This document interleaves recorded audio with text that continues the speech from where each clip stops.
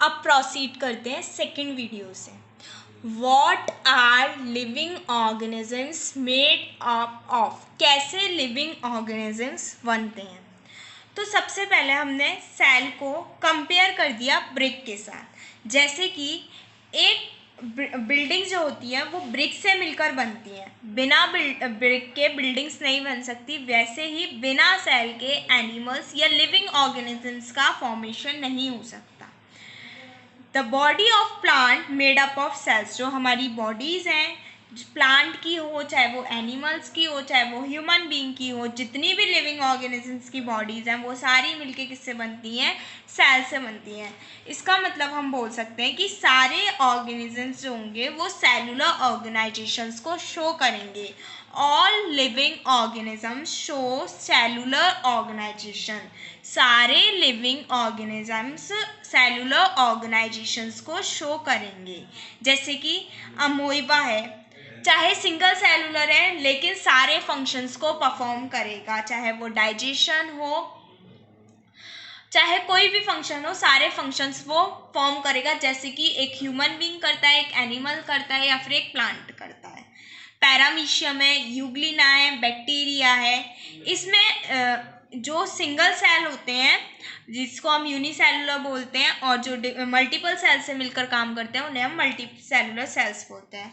अब unicellular cell पढ़ते हैं। Which organisms are made up of only single cell, जो ऑर्गेनिजम्स केवल एक सेल से मिलकर बनेगा या एक सेल मिलकर काम करेगा उसे हम यूनिसेलुलर ऑर्गेनाइजेशंस बोलेंगे, यूनिसेलुलर ऑर्गेनिजम्स बोलेंगे। एग्जाम्पल के लिए अमोइबा, पैरामीशियम, बैक्टीरिया। नेक्स्ट आता है multi cellular organisation, multi cellular organisms.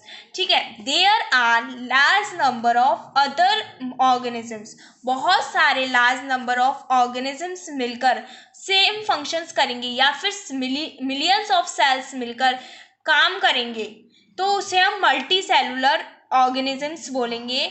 इसमें एग्जाम्पल है plant, animal, human being etcetera. Next topic हमारा आता है इंट्रोडक्शन के बाद का, डिस्कवरी ऑफ सेल।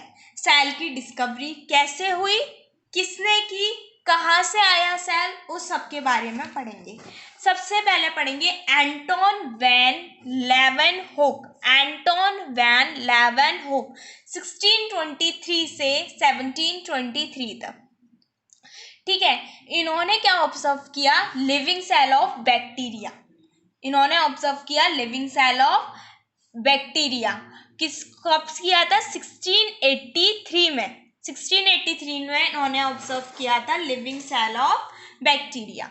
नेक्स्ट आता है रॉबर्ट हुक। रॉबर्ट हुक सबसे ज़्यादा इंपॉर्टेंट है। ये इन्होंने क्या किया था, ये एक इंग्लिश साइंटिस्ट है। इन्होंने रॉबर्ट हुक का पहले पढ़ते हैं। He studied a slice of cork. Robert Hooke observed a honeycomb structures like pattern under his microscope in 1665।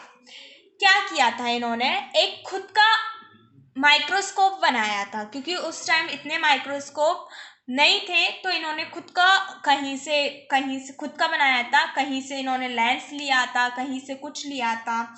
इन्होंने क्या किया, बॉटल ली, बॉटल की जो ढक्कन होता है उसे लिड बोलते हैं, तो वो जो था वो रबर का था तो इन्होंने कॉर्क बोला, और उसकी एक थिन स्लाइस कट कर ली। स्लाइस कट करके इन्होंने क्या किया, उसे अपने माइक्रोस्कोप में, जो इन्होंने खुद ने बनाया था, सेल्फ बनाया था, उसको उसमें स्टडी किया। और उन्होंने जब उसको मैग्नीफाई करके देखा, जब देखा उसके, तो क्या देखा कि बाहर तो बिल्डिंग बन रही है, बाहर एक बॉक्स लाइक स्ट्रक्चर फॉर्म हो रहा है लेकिन अंदर खाली है। फिर दूसरा बॉक्स लाइक स्ट्रक्चर फॉर्म हो रहा है, फिर अंदर खाली है। फिर बाहर से बिल्डिंग बॉक्स लाइक स्ट्रक्चर बन रहा है, अंदर खाली है। तो ऐसे करके इन्होंने क्या बोल दिया उस स्ट्रक्चर को, हनीकॉम्ब स्ट्रक्चर। हनीकॉम्ब मतलब मधुमक्खी का छत्ता, कि ये स्ट्रक्चर एक मधुमक्खी के छत्ते जैसा लग रहा है, हनीकॉम्ब जैसा लग रहा है। और इन्होंने क्या बोला कि एक हनीकॉम्ब जैसा स्ट्रक्चर माइक्रोस्कोप में बन रहा है। इन्होंने 1665 में ये सब बोला। ठीक है, ही कॉइंड द टर्म है सेलुले, और इन्होंने इसको क्या बोला, सेलुले, जिसका मतलब लैटिन वर्ड में जिसका मतलब होता है, मतलब सेलुले लैटिन वर्ड होता है, और जिसका मतलब हम देखें तो उसका मतलब होता है रूम। छोटे छोटे रूम। तो इन्होंने क्या बोला, छोटे छोटे रूम जो हो रहे हैं उनका फॉर्मेशन हो रहा है, और उसको इन्होंने कंबाइनली क्या बोला, हनीकॉम या सेलुले बन रहे हैं। ठीक है, फिर नेक्स्ट साइंटिस्ट है रॉबर्ट ब्राउन, 1773 से 1858 तक। इन्होंने क्या डिस्कवर किया, ही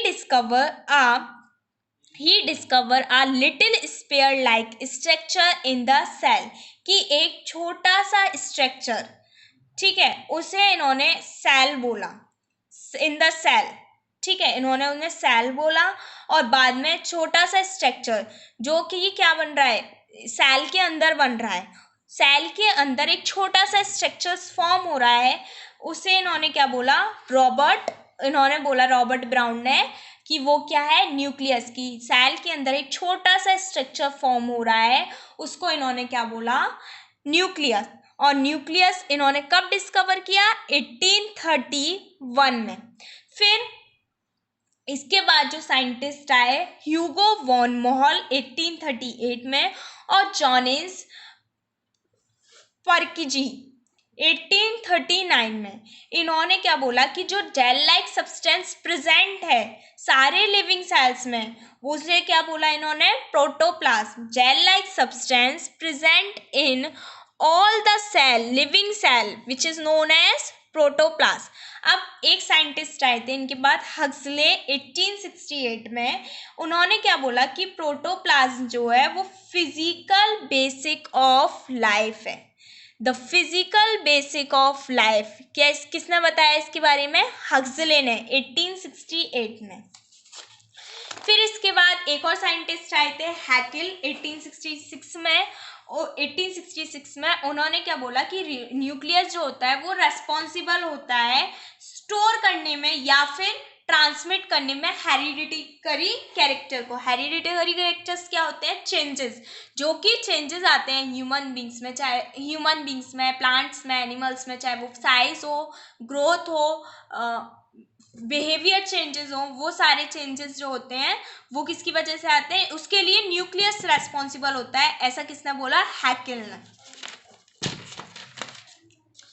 फिर उसके बाद आता है सेल थ्योरी। सेल थ्योरी के बारे में पढ़ेंगे।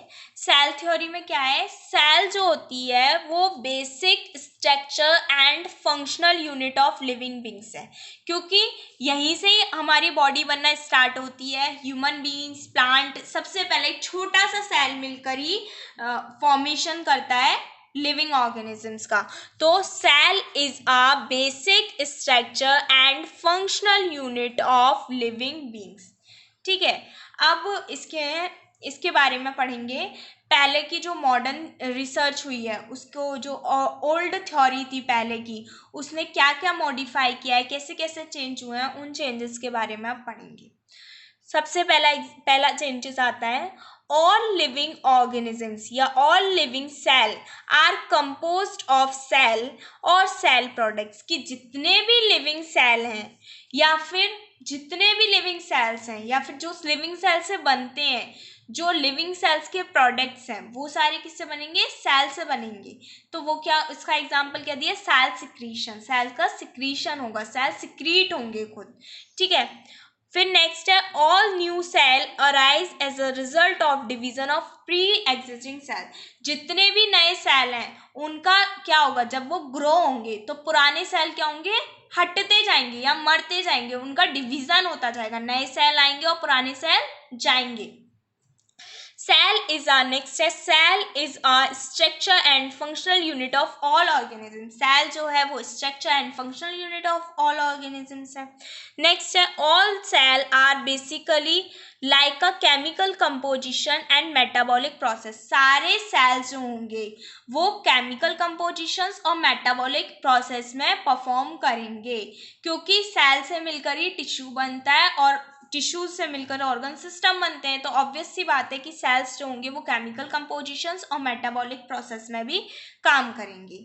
नेक्स्ट है, the function of an organisms as a whole is the outcome of combined activity and interaction of constitution cell, कि जो फंक्शंस होगा ऑर्गेनिजम्स का, उसका आउटकम जो निकल के आएगा एक्टिविटीज और उसका इंटरेक्शंस ऑफ कंस्टिट्यूशन सेल।